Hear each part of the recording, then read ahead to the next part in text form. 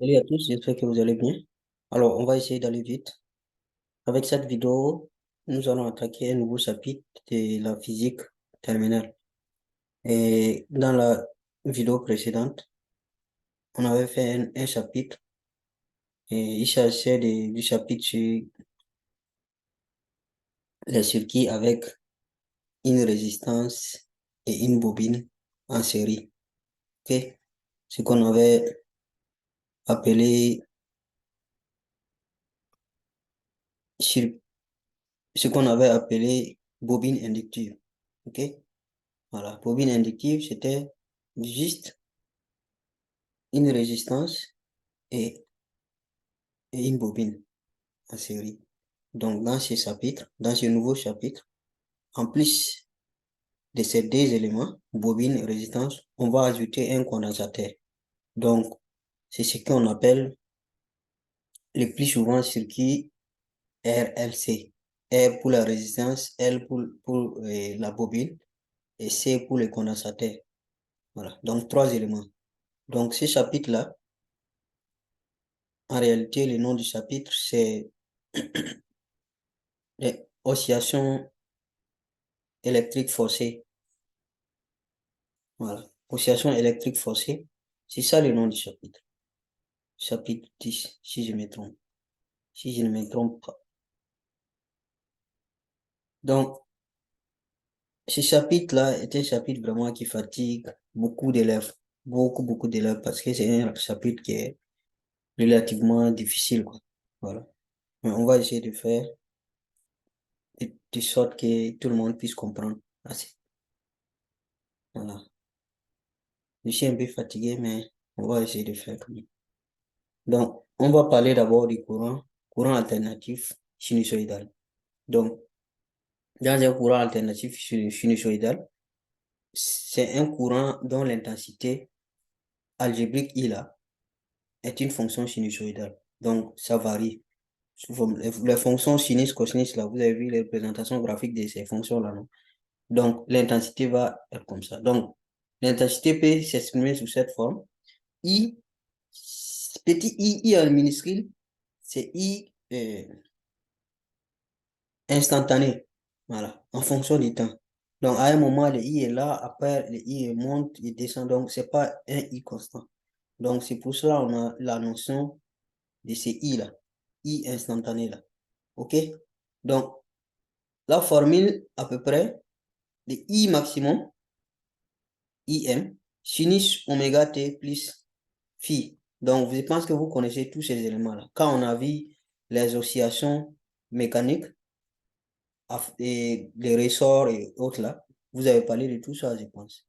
Voilà, l'amplitude maximale. Au lieu de l'amplitude maximale ici, on va parler de I max.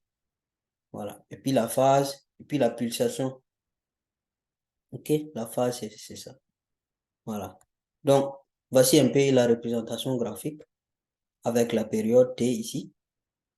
Voilà, dt. Donc, intensité en ampères et puis le temps en secondes. Donc, c'est une intensité qui varie en fonction du temps. Et sa variation suit une fonction euh, sinusoïdale, si on peut dire comme ça. Donc, les petits i, comme je le disais, intensité instantanée à un temps donné. IM, c'est intensité maximale. Donc, vous voyez ici, c'est comme l'amplitude quand on avait vu les oscillations mécaniques là. OK?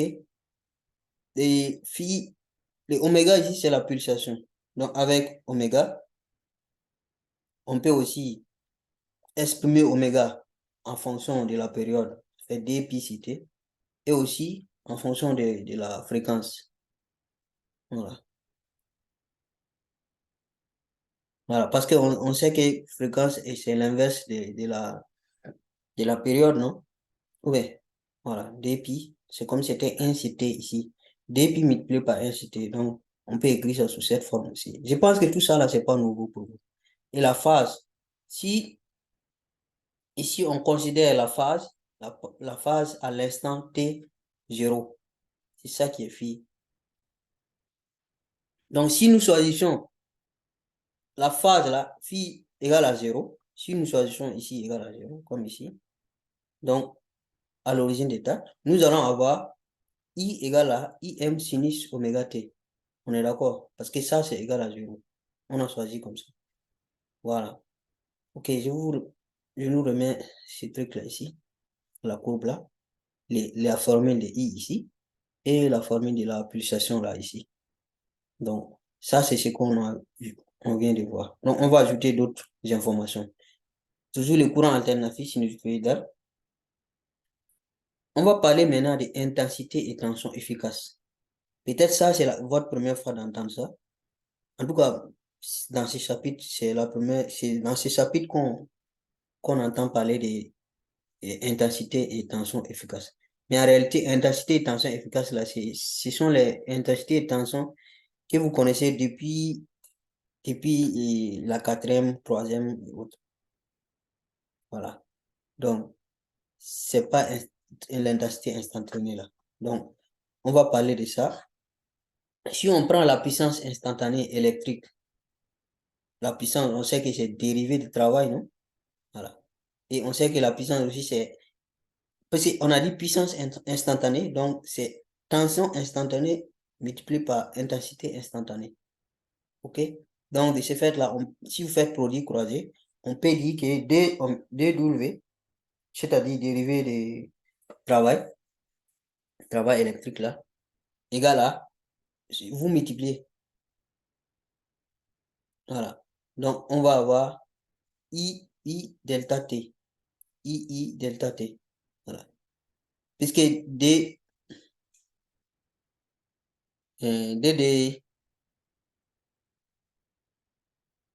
de oméga là, D de oméga, si vous faites ici, P fois produit croisé ici, après vous faites produit croisé de ce côté aussi. Si on considère ces deux éléments d'abord. Vous allez avoir P fois D, T, égale à delta oméga. Et delta W, pardon. Donc, on peut dire delta W égale à P fois P fois D, T. Et aussi, pareil ici, on multiplie. On aura dt. Voilà. Donc, avec ça, on peut déduire que vous vous rappelez de la loi d'Ohm. La loi d'Ohm dit que tension égale à R fois I. Donc, tension U là, on a remplacé ça par R fois I. U égale à R fois I. Donc, en remplaçant la tension ici par résistance fois intensité, la loi d'Ohm, depuis la troisième, vous allez obtenir donc ça, RI carré dt. Voilà.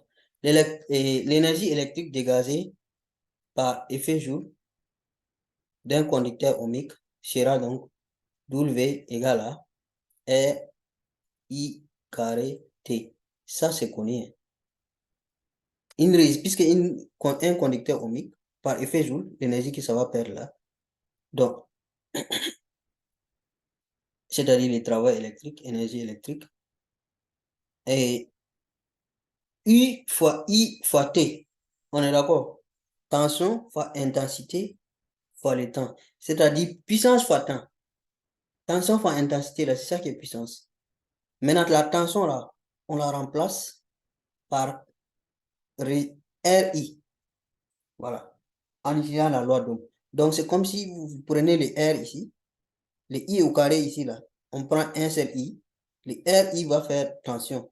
Multiplié par le I restant. Donc, ça va faire I fois I fois T. Donc, c'est cette formule, même les élèves de la troisième connaissent cette formule, je pense.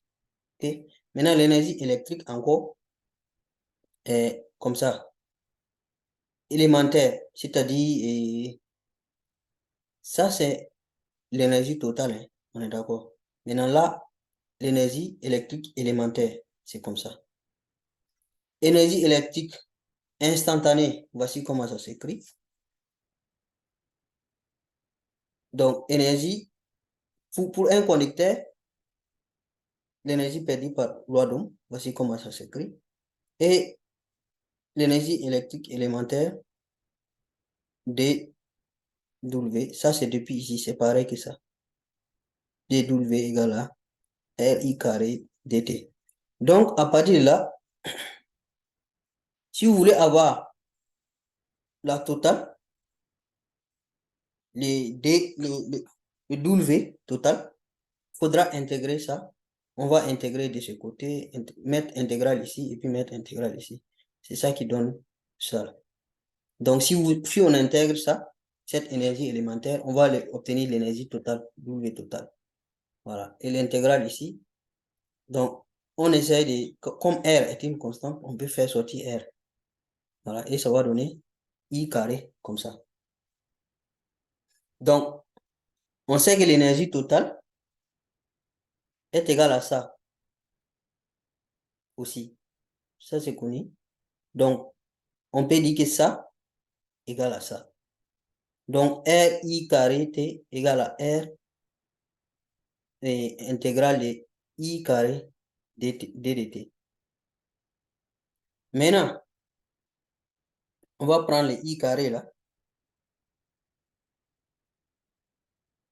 Si on veut tirer I carré ici, celui-là, qu'est-ce que ça va devenir?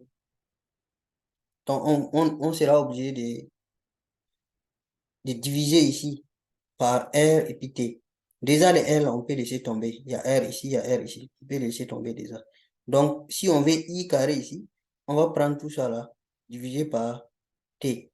Ou bien on multiplie par inverse de T, 1 sur T. Donc, c'est ça qu'on a fait ici. 1 sur T, intégrale de 0 à T, I carré d dt. Voilà. Donc, égal. Donc, la formule de I, on a ça ici. Vous prenez et vous remplacez. Donc, comme c'est I carré, ça va faire IM au carré, sinus carré de oméga T. Voilà, c'est ça qu'on a écrit comme ça. Le d de T est là. OK? Donc, ou bien peut-être on va aller juste droit au résultat. Parce que tout ça, ce sont des démonstrations. Est-ce qu'on avait besoin de démontrer tout ça? Voilà. Et maintenant, le oméga là, on va remplacer par chose. Parce qu'on connaît que oméga c'est D pi, c'est T, non? Voilà. En fonction de la période. OK? Donc, en remplaçant, on peut maintenant faire l'intégrale là. Sinus,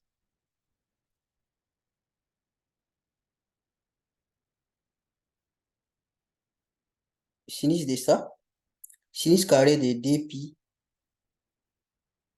sur T fois T là. C'est ça, on a remplacé par ça, cette partie-là. Ça, c'est juste dans les relations trigonométriques. Hein.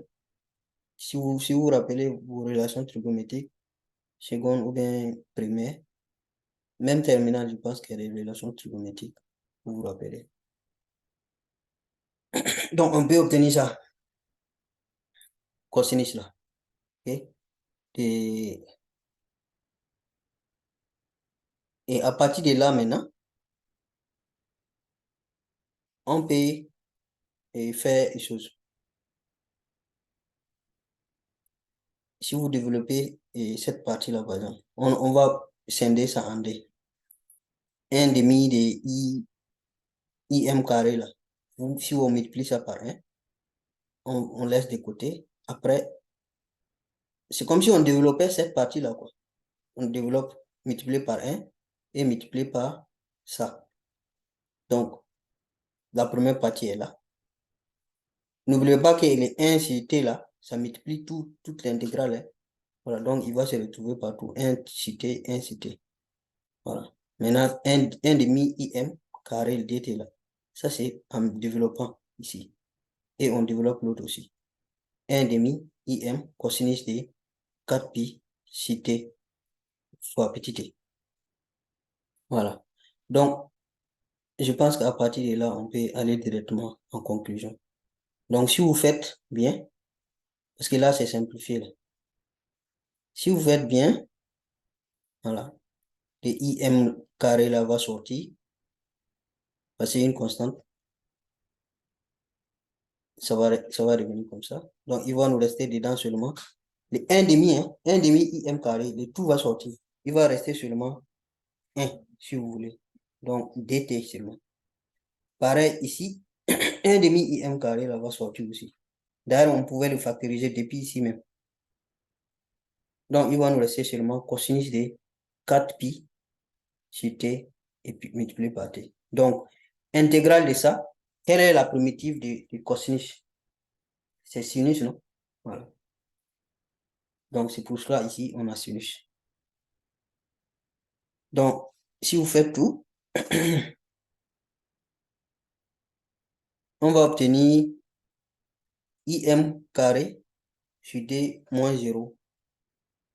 Donc, ce qui fait que notre IM carré là, égale à notre I, pardon, I carré, hein, pardon. Parce que c'est toute cette démonstration-là.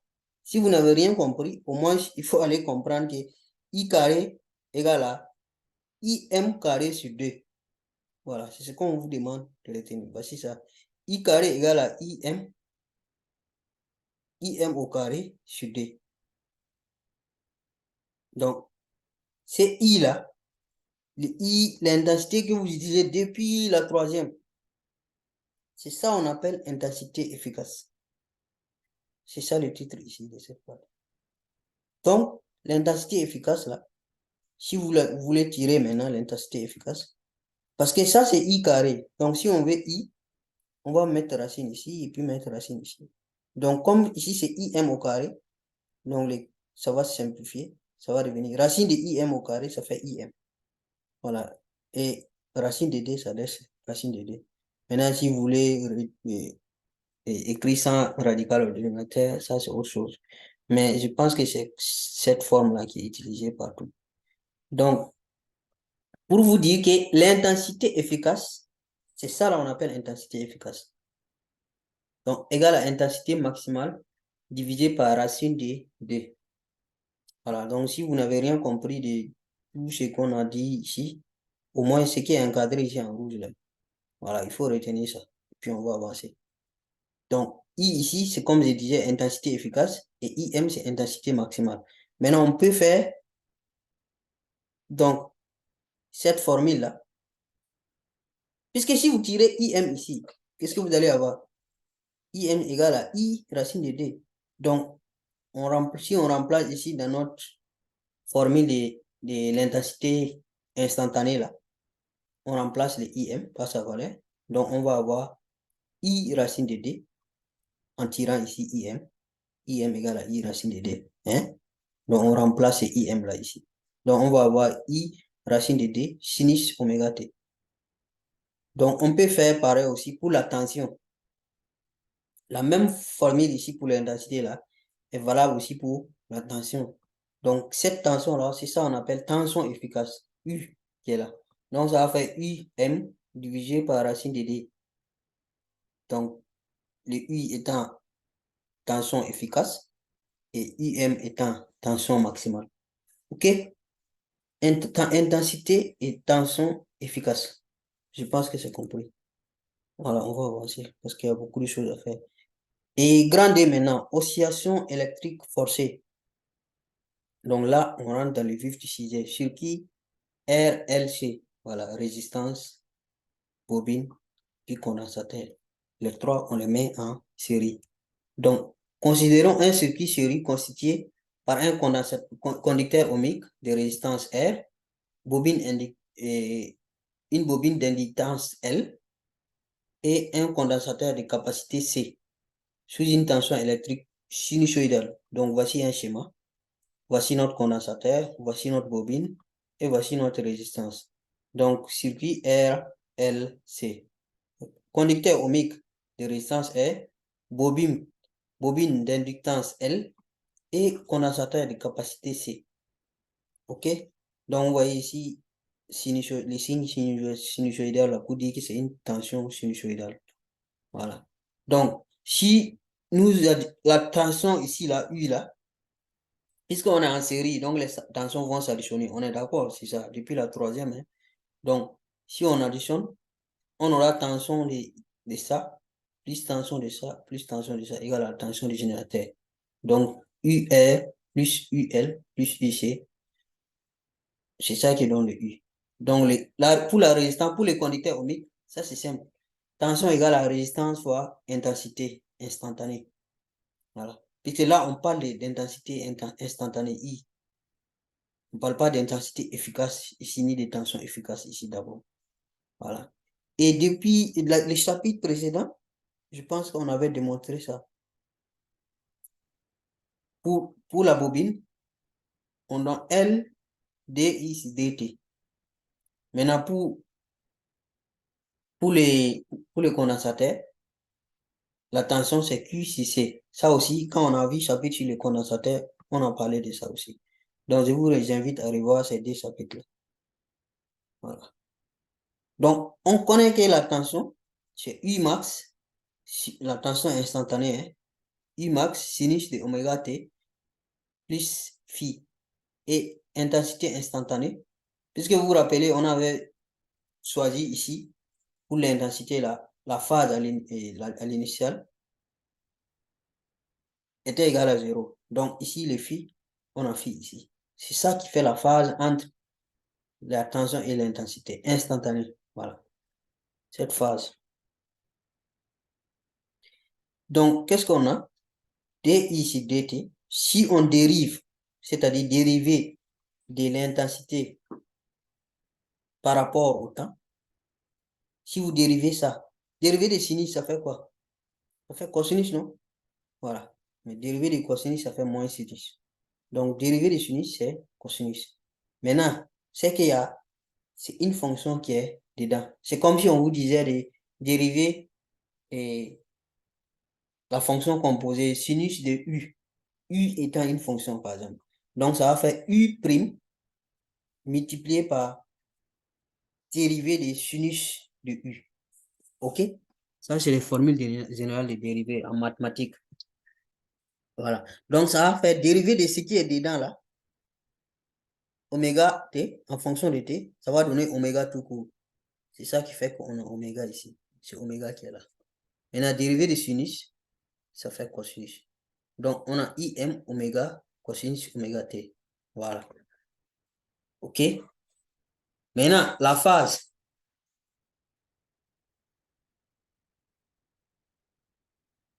On a juste ajouté la phase plus pi demi ici.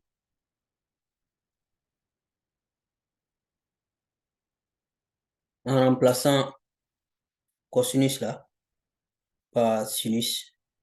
OK? C'est juste des trucs trigonométriques, quoi. Si vous faites sinus, cosinus de x, cosinus de x égale à sinus de x plus pi demi. Ça, c'est les relations trigonométriques, là. Cosinus de oméga t égale à sinus de oméga t plus pi demi. C'est comme si, par exemple, vous prenez l'angle de pi sixième, par exemple. Pi sixième, son cosinus, ça fait quoi? Ça fait racine de 2 sur 2, non? Voilà. Si vous ajoutez pi demi ou pi sixième, là, où est-ce que vous allez vous retrouver? Voilà. Vous allez voir que l'angle que vous allez obtenir, sinus de cet angle-là, sera égal à aussi racine de 2 sur 2. C'est ce que ça veut dire. Donc ici, on fait ça, c'est juste pour pouvoir obtenir sinus là toujours, quoi. On veut travailler avec sinus. OK? Voilà. Maintenant, I sur D de Q sur D de T, I égale à D de Q sur D de T. Ça aussi, quand on avait vu les chapitres sur les condensateurs là, on avait parlé de ça, on avait vu ça aussi. L'intensité, ça va être dérivé, puisque l'intensité, c'est les charges qui se déplacent. Les électrons qui se déplacent là, dans les fils électriques là. C'est ça qui crée l'intensité, non? Voilà. Donc, la charge Q, la quantité de charge qui est passée à un instant T, c'est ça qui fait l'intensité. Donc, même si vous ne vous rappelez pas du chapitre sur le condensateur là, au moins ça, c'est connu, c'est la quantité de charge qui passe à un instant T qui fait la valeur de votre intensité. OK? Voilà. Donc, dans ça là, nous, on peut tirer D de Q. Voilà. Ce que nous voulons, en réalité, nous voulons, vous voyez D de I sur D de T là. Nous, on veut remplacer ça. On ne veut pas, ça ne nous plaît pas. Et celui-là aussi, le Q là, ça aussi, on veut remplacer ça. On veut pas, on veut remplacer ça par quelque chose d'instantané. On veut quelque chose d'instantané. Donc, vous voyez bien que D de I sur D de T là, on a réussi à transformer ça en quelque chose d'instantané. Égal à IM oméga sinus oméga T plus pi demi. Donc, on va venir remplacer après. Il reste maintenant le tour de cette partie-là. Donc, le Q, on peut dire que D de Q égale à I D de T. Voilà. Donc, I D de T, on va intégrer donc, pour avoir le Q, il suffit d'intégrer ici, intégrer ici. Donc, intégrale de D de Q, ça va nous donner Q. Et intégrale de I D de T là. Ça, c'est comme si on partait au sens inverse des dérivés ici. Vous voyez, ici, on a dérivé de I là, en fonction de T. Là, maintenant, c'est comme si c'était intégral. C'est sens inverse. Donc, I, on connaît I. Depuis le départ, ce qu'on avait donné. I est là. Donc, I, M, sinus oméga T. Donc, ça sera donc intégral de IM sinus oméga T. OK? Donc, c'est la même chose.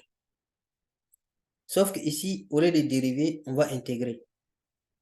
Donc, c'est dérivé de quoi qui donne sinus?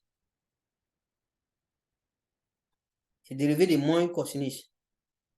OK? Puisque dérivé de cosinus, ça fait moins sinus. Donc, pour enlever les moins là, on est obligé de mettre un moins derrière. Donc, moins cosinus. Vous voyez? Donc, IM là, ça, c'est une constante. Maintenant, il faudra qu'on divise par oméga, puisque après, si vous dérivez, vous allez être obligé de dériver ce qui est entre parenthèses là, d'abord. OK? Donc, si vous voulez, si vous dérivez cette expression-là, vous allez obtenir exactement ça. Voilà. Dériver ça. Déjà, dériver des cosinus, ça fait moins sinus. Donc, le moins là va disparaître. Et on est obligé de dériver ce qui est dedans là. Dériver de oméga t. On multiplie. Dériver de oméga t, ça va faire oméga. Donc, multiplié par ça, les oméga là vont partir. Et vous allez obtenir ça. Donc, comme nous, on veut travailler avec des sinus seulement, le cosinus qui est là, de la même manière dont on a transformé le cosinus qui était là en sinus, on va transformer celui-là aussi. Pareil. Maintenant, seulement ici, ce n'est pas cosinus qu'on a, c'est moins cosinus qu'on veut enlever. Voici pourquoi ici, au lieu de plus pi demi là, ça fait moins pi demi. Voilà. Donc, c'est comme si on vous disait moins cosinus de x égale à sinus de x moins pi demi. Trigonométrie, il faut vérifier dans votre cours de trigonométrie. Donc, on arrive à voir que Q aussi égale à ça. Donc, c'est une bonne nouvelle. On peut donc exprimer toute cette expression-là, la tension-là, en forme de trucs de quelque chose d'instantané. Donc, on aura quelque chose comme ça. Le U qui est là, ça c'est direct ici. Hein. Voilà. Donc, IM sinus oméga T plus phi.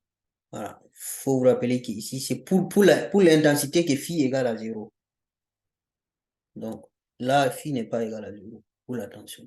Donc, pour les conducteurs ohmiques, l'intensité I là, on remplace juste par I qui est là. Donc, on aura R IM sinus oméga T.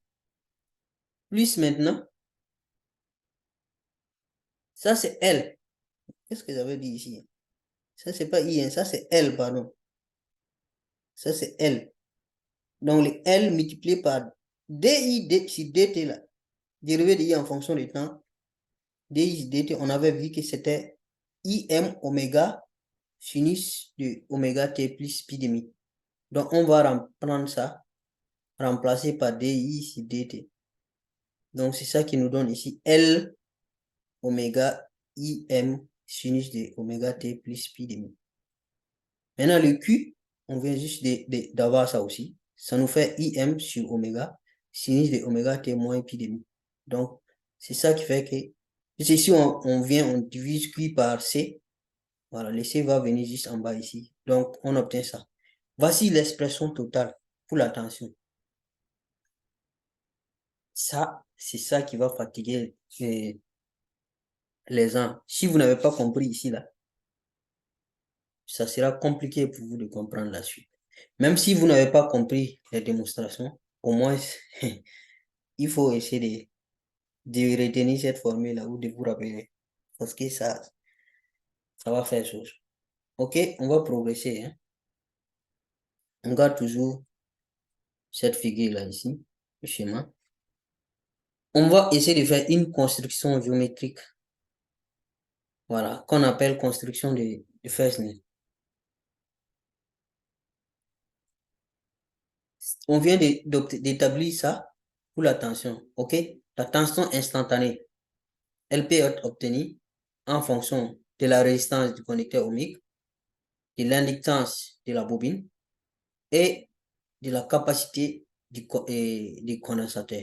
On peut obtenir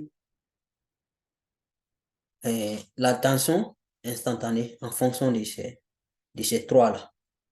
Plus évidemment l'intensité voilà, instantanée. OK? OK. Voici une construction. On va essayer, c'est comme si on voulait essayer de déterminer, trouver la phase. Construction. On va ici, sur cet axe, on a écrit quoi? Axe des phases. Très important. On va essayer de construire ça, puisque la partie qui est à droite là est égale à la partie qui est à gauche. Donc, on va construire ça progressivement. Commençons par RIM sinus oméga T. Quelle est la phase ici? La phase ici, il n'y a pas de phi ici. La phase est 0. C'est seulement oméga T qu'on a. Donc, comme la phase est 0, ça sera tout droit. Donc, c'est pour cela qu'on a représenté RIM, tout simplement. Et cette flèche-là doit faire la valeur, à peu près la valeur de ça. Cette flèche. De O jusqu'à A. OK? Ça, c'est pour le connecteur ohmique. Pour la bobine maintenant, la bobine, sa phase, c'est combien? C'est pi demi. Donc, ça, c'est l'axe des phases là. Si 0 est là, donc pi demi, l'angle, on doit faire un angle de pi demi avant de tracer L oméga IM. C'est ça qui est pour la bobine. Donc, angle 0, pi demi. Vous voyez la flèche qui pointe vers le haut là. C'est de A à D. Ça, c'est L oméga IM. Voilà, L oméga IM. Donc, les valeurs doivent être proportionnelles. Hein. Ça doit être proportionnel. Maintenant, pour l'autre, pour les condensateurs, quelle est la phase? C'est moins pi demi. Voilà, donc on inverse. Donc, c'est comme si c'était ici, mais que ça partait en bas. Mais le problème est que là où l'autre s'est arrêté là, le suivant doit commencer par là-bas. Par exemple, OA, pour les conducteurs ohmiques, ça s'est arrêté en A. La bobine doit prendre à partir de A. Elle ne peut pas venir prendre à partir de 0 encore, non, non. Voilà. C'est-à-dire que si et pour les conducteurs ohmiques, on était arrêté ici, la bobine allait commencer ici. Si le connecteur ohmique était venu jusqu'à là, la bobine allait commencer par là et faire comme ça. Allez. Donc, le connecteur ohmique a tiré jusqu'à amener ici. La bobine va prendre, mais elle ne va pas aller tout droit parce que sa phase est pi demi. Donc, pi demi, l'angle de là à pi demi, ça va faire pi demi. Donc, elle va tirer, aller vers comme ça. Donc, proportionnellement, de A à D. Et le conducteur doit quitter à partir de D. Le conducteur ne peut pas venir au niveau de A. Donc, là où la bobine s'est arrêtée, là, c'est-à-dire au niveau de D, le conducteur doit commencer là-bas. Donc, commence là-bas et descend. OK? Donc, ça s'arrête en B. Donc, de DB, ça c'est pour le conducteur. Conducteur ohmique. Je suis en train de dire quoi? Conducteur. Sur condensateur, je cherche. Ah, la fatigue.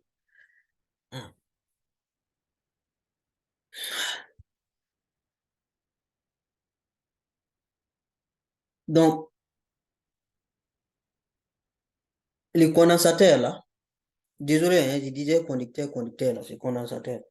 Comme il n'y a pas de truc. Donc, le condensateur doit prendre de D à B. OK? Voilà. Parce que sa phase, c'est moins pi demi. Donc, ça sera opposé à pi demi là. La phase là sera opposée. Donc, au lieu d'aller en haut, ça va faire en bas. Maintenant, c'est comme norme de la flèche là, doit être proportionnel à ça. IM sur C oméga. OK? Donc, là où ça va s'arrêter, on va fermer maintenant les circuits. Donc, on va prendre des zéros pour fermer maintenant les circuits. Et c'est ça qui va correspondre à notre UM. Voilà. Et la phase, l'angle, ce vecteur-là va faire avec l'axe des phases là, ça sera notre phi. Ça sera la phase pour la tension. Voilà, cette construction-là, on appelle, c'est le gars qui a proposé cette construction. Parce que tout ce qu'on enseigne, en fait, c'est des gens qui ont fait des recherches et qui ont proposé, c'est tout.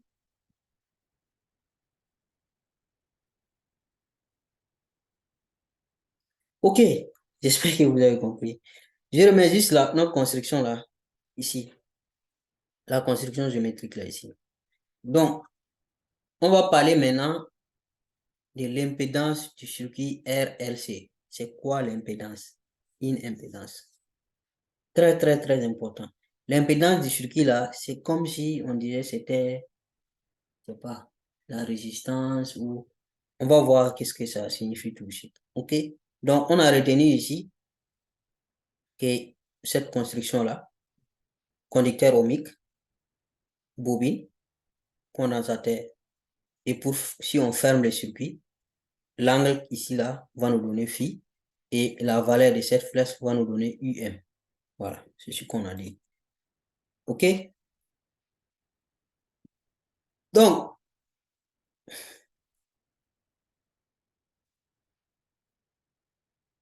si on veut utiliser le théorème de Pythagore, vous voyez que ce triangle-là, parce que ici, ça fait pi demi.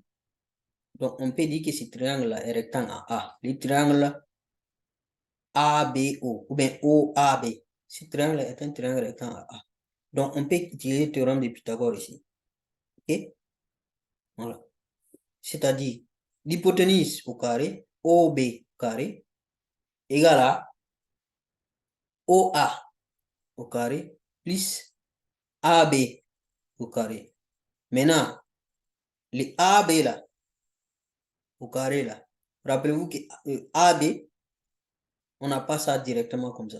Donc, AB, c'est AD, c'est-à-dire la distance que la bobine va faire, moins BD, ou bien DB, si vous voulez.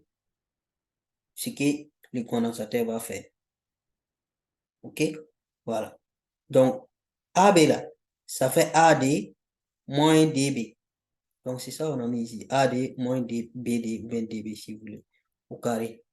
Donc, on va porter ça, tout ça au carré. Et on va, pardon, porter tout ça, mettre des racines pour pouvoir, puisque c'est ce que nous voulons, c'est OB. OB. Vous vous rappelez, non? J'ai dit, l'angle là va nous donner la phase et la norme de ce vecteur-là, c'est-à-dire la distance entre OB, va nous donner notre tension maximale, c'est-à-dire notre UM. Voilà. Donc, on fait la racine pour avoir la distance, puisque nous voulons OB. Donc, on va avoir OB égale la racine carrée de OA carré plus AD moins BD. OK? Vous comprenez pourquoi on n'a pas mis directement ici AB là? Parce que nous voulons seulement ce que chaque dipôle va apporter. Voilà. Donc, AD pour la bobine, moins DB ou bien BD pour le condensateur. Voilà. Et le OA là, c'est pour les conducteurs. Donc, OA carré pour les conducteurs. La formule là, je recule pour vous rappeler la formule. Voici la formule. Hein. RIM. Donc, l'autre est là. Donc, c'est ce qu'on avait vu. Donc, pour lui là, c'est RIM au carré. Donc, OA carré là. Ça fait RIM carré. Donc, RIM carré. Plus, maintenant, pour la bobine, c'est-à-dire AD là, c'est L oméga IM. Donc, L oméga IM. Maintenant, moins DB ou bien BD, c'est pareil. Donc, ça fait IM sur C oméga. Donc, IM sur C oméga. Donc, tout ça au carré. Parce qu'on a dit AD moins BD au carré. Voilà. Donc, nous obtenons notre tension IM, tension maximale là, comme ça. On va essayer de simplifier maintenant. On voit qu'il y a IM ici, il y a IM ici, il y a IM ici, il y a IM partout. On peut faire factoriser. Et heureusement pour nous, c'est IM au carré. Parce qu'ici, on a IM au carré. Et celui-là, à cause du carré, là, si on factorise, le carré va suivre aussi. Donc, on peut faire sortir les IM carrément. OK? Ça, c'est vraiment très simple. Si vous factorisez par IM ici, puisque c'est le tout au carré, il y a d'autres qui vont venir prendre les carrés, la mettre ici, et puis prendre les carrés, mettre ici. C'est faux, hein? Voilà, c'est pas comme ça. Si vous voulez, il faut développer. Tout ça, vous allez voir. Il faut développer. Mais ça sera trop strict. Si vous développez, ça va compliquer davantage. Donc, on va juste factoriser par IM carré. Voilà. C'est comme si ça faisait, si vous factorisez par IM, ça va faire IM, facteur de L oméga, puis ici moins 1 sur C oméga. Mais c'est le tout qui sera au carré. Donc, voici pourquoi le IM sera aussi au carré.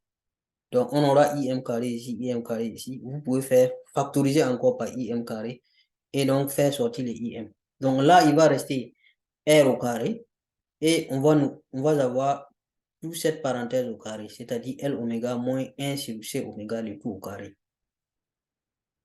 Donc, c'est ça notre tension. Donc, c'est comme si notre circuit là se comportait comme un conducteur ohmique qui a une tension, une résistance et une intensité. Et que la loi d'Ohm de ces dipôles-là, de notre circuit-là, s'écrit comme ça. Tension égale à I, intensité par résistance. C'est ce truc-là. C'est ça qui nous intéresse. C'est ça qu'on appelle l'impédance. Impédance de la circuit. Et je dis de la circuit. Impédance du circuit, pardon. Donc, si on a tension égale à intensité fois tout ça, on peut retrouver tout ça là en faisant tension divisé par intensité. Donc, on va noter ça Z. Z égale à UM sur IM. Donc, égal à, j'ai dit Z égale à IM sur, oui, oui, c'est ça. Z égale à UM sur IM est égal à racine carrée de R carré plus L oméga moins 1 sur C oméga au carré. Voilà. Donc, ça là, c'est comme si c'était la résistance du circuit là, en fait. Et si vous voulez établir la loi d'Ohm du circuit, ça là, je suis en train de parler, c'est juste, c'est pas physiquement correct ce que j'ai en train de dire. Ok? Mais si vous avez compris la loi d'Ohm en troisième, c'est-à-dire tension égale à R fois I, c'est à peu près ça qui est là. Tension égale à I fois R. Seulement ici, c'est pas R, c'est Z. Et on appelle ça l'impédance. Donc Z est impédance du circuit RLC. Alors, au moins cette formule-là, pardon, vous devez connaître ça. Ça, vous devez connaître. Remarque, l'inverse de ces Z-là, on va noter ça admittance du circuit. Donc 1 sur Z. Et on va appeler ça Y. Voilà. Y égale à 1 sur Z. OK? OK, on va progresser. Admittance du circuit. Donc, on vient d'obtenir impédance. OK? Avec cette formule, on a déjà fait ça. J'espère que vous avez compris la construction. On va maintenant prendre des cas particuliers. Supposons par exemple dans les circuits là, c'est un circuit R et puis L seulement. Il n'y a pas de condensateur. C'est juste conducteur ohmique de résistance R et une bobine d'inductance L. Donc, dans ces cas-là, comme il n'y a pas de condensateur, donc ça veut dire que cette partie-là sera 0. 1 sur C oméga. Puisqu'il n'y a pas de condensateur, donc ça, là, cette partie-là ne va pas exister. Voilà, donc en ce moment, notre impédance là va donner R carré plus ça là carré. C'est comme si ça disparaît tout simplement. On va obtenir ça. R carré plus L oméga tout au carré. Maintenant, si notre circuit là, c'est un circuit L et puis C, c'est-à-dire une bobine d'impédance, d'inductance L et un condensateur de capacité C. Donc en ce moment, on va avoir quoi? Vous voyez qu'il n'y a pas de connecteur ohmique. Donc, la partie R là sera 0. Donc, ça veut dire que ça va être 0.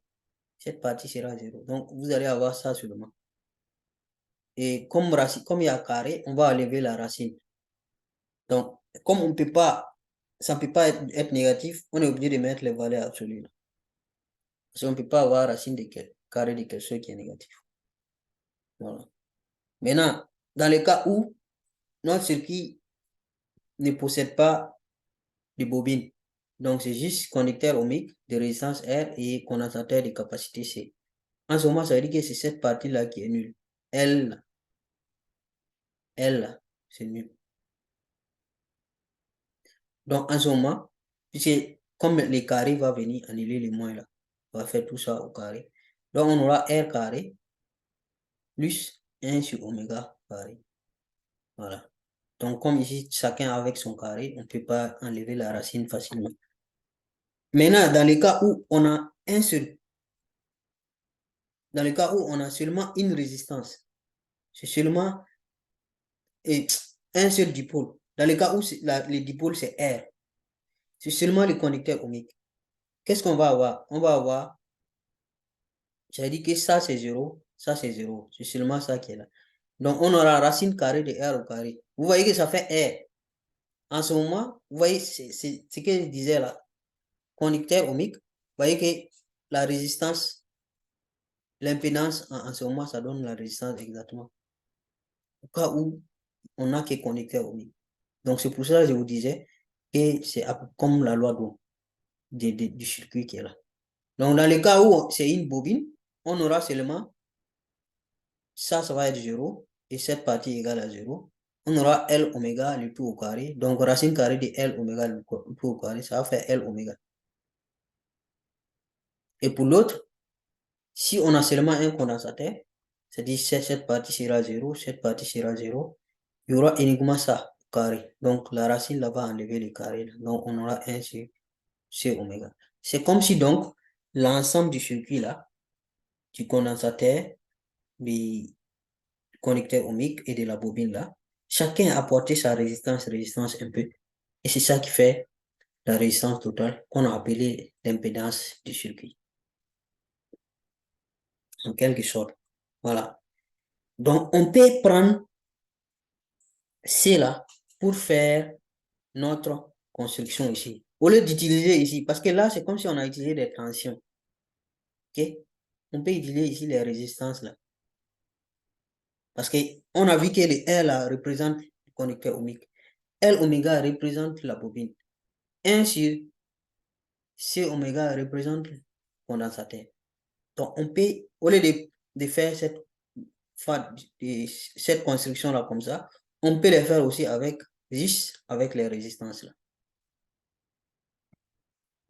Donc, pour le conducteur ohmique, on aura R.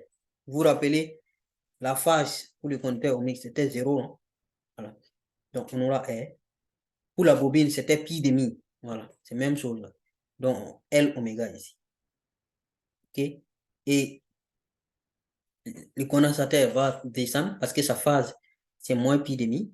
Donc, on met juste les impédances là. Et si on fait boucler les circuits, comme ça, on aura donc notre Z, c'est-à-dire la résistance totale. Voilà. Parce qu'on a cumulé les résistances de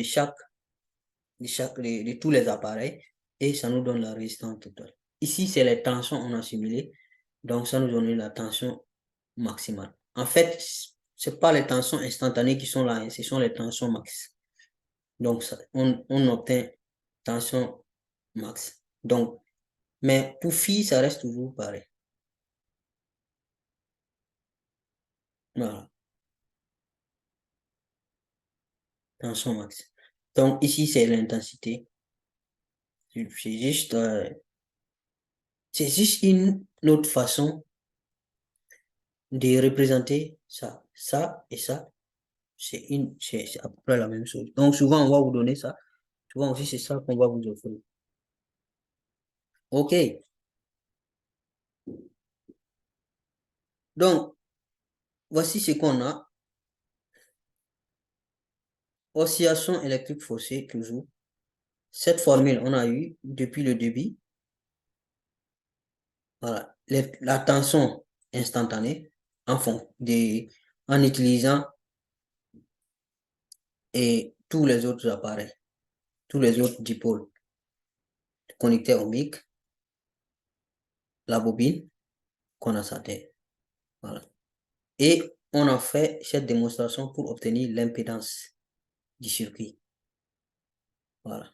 Et on a dit que l'inverse de l'impédance, c'est de l'admittance. Ainsi. Donc,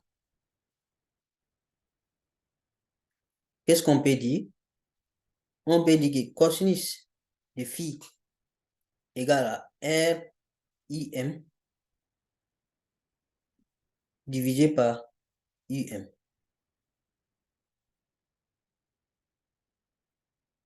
R fois tension maximale divisé par R fois intensité maximale divisé par I maximum. Où est-ce qu'on a déniché ça? Il y a d'autres qui vont se demander, hey, mais d'où est-ce que ça vient? Il faut venir ici. Triangle ABO ou bien OAB. Trouvez ma cosinus de phi ici. Comment vous allez faire? Cosinus, côté adjacent, c'est l'hypoténuse. Côté adjacent, c'est ça. L'hypoténuse, c'est où? C'est ça. Donc, voici. Donc, cosinus de phi, ça fait RIM, divisé par UM. OK? Voilà, les RIM reste là. Maintenant, UM là, Si vous voulez UM ici, ça fait Z fois IM.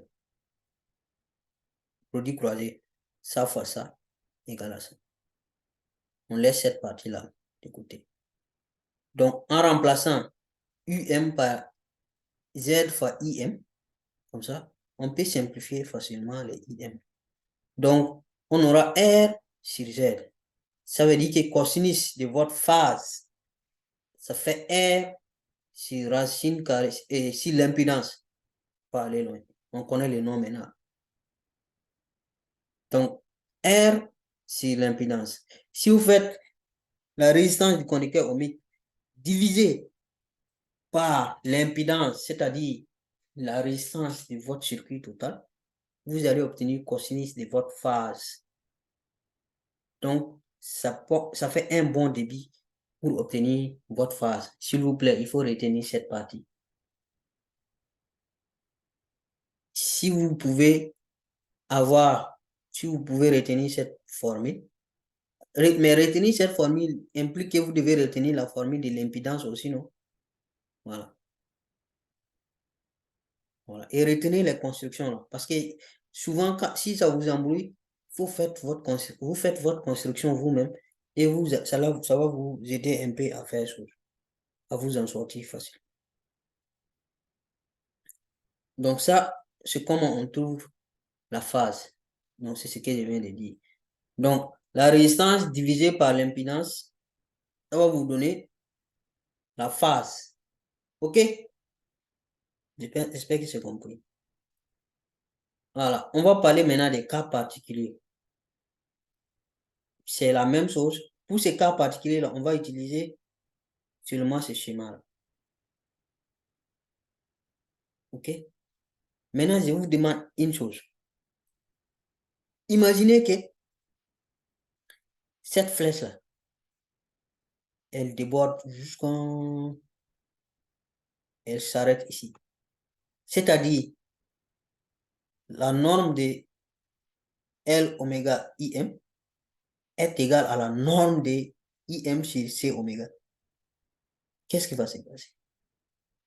Ou bien, supposons un autre cas où, pour les condensateurs là, puisque ça doit être proportionnel à cette valeur.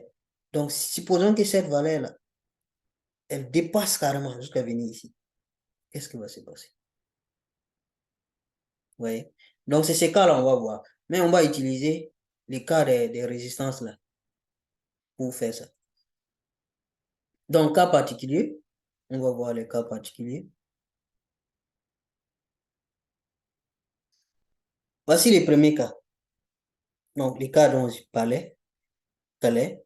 Donc, on va utiliser seulement les résistances, ce que je viens de dire. Donc, R, comme le conducteur ohmique, la phase, c'est 0. Maintenant, pour la bobine, la phase, c'est pi demi. Donc, ça va aller comme ça. L oméga. Et puis, 1 sur C oméga. Donc, dans ce cas-ci, la norme de L oméga et la norme de 1 sur C oméga sont pareils, sont égaux. En ce moment-là, si vous voulez fermer le circuit, votre Z, c'est-à-dire l'impédance, vous vous rappelez précédemment pour fermer les Z ici, pour fermer, voilà. Vu que c'est déjà fermé, Z sera aussi là, confondu à R. Parce que tout simplement, les autres là vont se simplifier. Je retourne un peu encore en haut, dans ce qu'on a vu précédemment pour vous montrer. Donc, je retourne. Ici, dans cette formule d'impédance là, si L oméga est égal à 1 sur C oméga, est égal à ça. Qu'est-ce qui va se passer? Si ça, L oméga, égale à 1 sur C oméga, qu'est-ce qui va se passer? Mais tout ça là va s'annuler. Ou bien, donc, qu'est-ce qu'on va obtenir? On va obtenir que Z égale à racine carrée de R au carré. Mais racine carrée de R au carré, ça fait R. Donc, c'est pour cela qu'en ce moment, on aura Z égale à R. Voilà, Z égale à R. Et l'angle phi sera aplati. Donc, l'angle phi qui était comme ça, là, ça va descendre. Ça fait 0. Donc, ce qui veut dire que tangente de phi égale à 0. Et tangente de phi, là, puisque l'angle phi égale à 0, tangente phi égale à 0. Donc, cette tangente-là, en réalité, c'est côté, et ça là, côté opposé, c'est côté adjacent. Et le côté opposé, c'est L oméga moins 1 cc oméga de tout sur R. Je retourne encore pour vous montrer ça. Voici phi. Tangente de phi sera quoi? Égal à ça, cette partie-là. C'est-à-dire L oméga moins 1 cc oméga.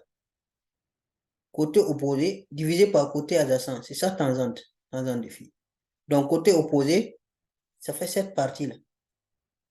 Alors cette partie-là, on n'a pas ça directement comme ça. Il nous faut faire L oméga, qui est tout ça, cette flèche, moins 1 cc oméga. C'est ça qui va nous donner cette côté opposé de notre fil. Donc, c'est côté opposé divisé par côté adjacent. C'est ça qui vous fait tangente de phi. Voilà. Donc, L oméga moins 1 sur C oméga. C'est ça la tangente de phi. Tout divisé par R, hein, pardon, égale à 0. Donc, tout ça revient à dire que L oméga égale à 1 sur C oméga. C'est ce que je disais là. L oméga égale à 1 sur C oméga. OK? Donc, on va exploiter cette égalité-là à fond. On va l'exploiter. On va multiplier par oméga de gauche à droite et diviser par L de gauche à droite. En multipliant ici par oméga et divisant par L, division par L va faire partie c'est L là. Multiplication par oméga va faire donc oméga carré. Donc, c'est ce qu'on a. Donc, on multiplie par oméga ici, le oméga qui est là va partir, divisé par L, donc on aura C sur L en bas. Donc, c'est ça qui fait ça. Donc, on obtient oméga carré égale à 1 sur LC. Donc, égal à oméga 0. C'est-à-dire la pulsation est à l'initiale. OK? Donc, ça veut dire que oméga égale à oméga 0 égale à 1 sur racine de LC. Parce qu'on va porter tout racine ici, racine ici. Voilà, racine.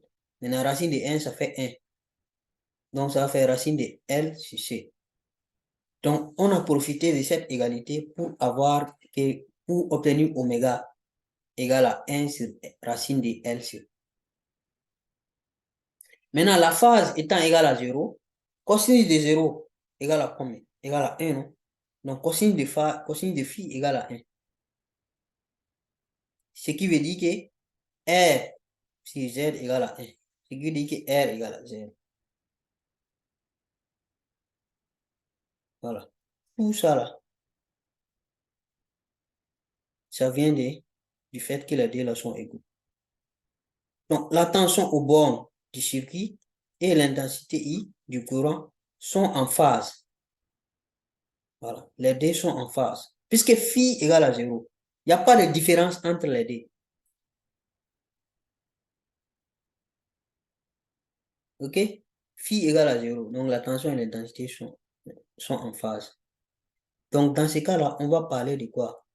Résonance d'intensité. Résonance d'intensité. Résonance d'intensité. OK? Voilà. Deuxième cas. Il faut retenir ça là. Oméga égale oméga 0 égale 1 sur racine de. Deuxième cas maintenant. C'est le cas qui est au milieu. Voilà. Et c'est ce cas-là qu'on avait déjà vu. Donc, c'est le cas où L oméga là est supérieur à 1 sur C oméga. Donc, 1 sur C oméga ne va pas descendre jusqu'à dépasser. Ça ne va même pas arriver ici. Donc, il va rester quelque chose ici. Donc, ça veut dire qu'en ce moment, l'angle là n'est pas nul. Donc, tangente de phi n'est pas nul. C'est supérieur à 0. Donc, en ce moment, ce que je disais ici, L oméga est supérieur à 1 sur C oméga. Voici ce qu'on a. Donc, en ce moment, la tension et l'intensité ne sont pas en phase. Voilà. Parce que la phase n'est pas nulle. Donc, la tension U au bord du circuit est en avance par rapport à l'intensité du courant. Et l'avance là, c'est phi ici. Maintenant, ici, comme si phi était 0, donc ils progressaient ensemble. Il n'y a pas d'avance. Voilà. Troisième et dernier cas, possibilité. Donc là, c'est le cas où les trucs et les condensateurs là vont venir dépasser la bobine. Donc, on aura quoi? L oméga sera plus petit que 1 sur C oméga. Vous voyez, 1 sur C oméga est venu dépasser. Donc là, carrément, ça inverse les choses. Mais pour fermer les circuits, c'est toujours du débit à la fin. Le dernier point, c'était là. Donc, pour fermer les circuits, on part du débit du circuit à l'initial, juste pour venir fermer. OK? Donc, et dans ces cas-là, on dit que la tension là, U, au bord du circuit, est en retard par rapport à l'intensité. Parce que phi ici sera négatif en ce moment. Voilà. Bon, le chapitre n'est pas fini, mais on va arrêter ici. Parce que ce qui là est plus compliqué encore. Peut-être on est à moitié comme ça. Voilà. Et aussi, ça va permettre à la vidéo de ne pas être longue. Voilà. On va s'arrêter ici et continuer avec une autre vidéo. OK? Je pense que ça reste. Ça reste beaucoup. Ça reste beaucoup, OK? Bon, on va voir le reste dans une autre vidéo. Voilà. On va s'arrêter là. Donc, merci beaucoup. Il faut essayer de comprendre cette première partie-là. Si vous avez compris cette première partie, dès demain ou après-demain, on va envoyer le reste pour que vous puissiez bien digérer. OK? Voilà. Merci beaucoup.